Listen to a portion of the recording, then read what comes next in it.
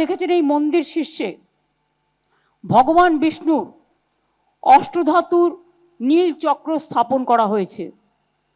তৈরি করা হয়েছে 4টি প্রবেশদ্বার, পূর্ব দিকে সিংহদ্বার, পশ্চিম দিকে ব্যাঘ্রদ্বার, দক্ষিণ দিকে অশ্বদ্বার এবং উত্তর দিকে হস্তিদ্বার।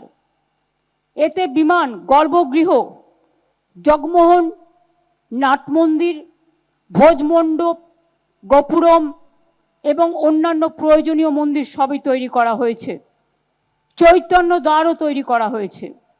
রত্নবেদীর ওপর ভগবান জগন্নাথ, ভগবান বলভদ্র এবং দেবী সুভদ্রার পাথরের তৈরি বিগ্রহ যেমন আছে, তেমনি নিম কাঠের তৈরি জগন্নাথ, বলরাম, সুভদ্রাও আছেন।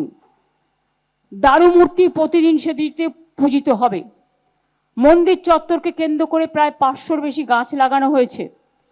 আমি মনে করি এই মন্দির হাজার হাজার বছর ধরে উৎসব শুধু নয়, এক তীর্থস্থান হিসেবে সমুদ্র তটিনীতে, সমুদ্র তরঙ্গে, এক ধর্মীয় তরঙ্গের, পর্যটক তরঙ্গের উন্মাদনার প্লাবন তৈরি করবেন।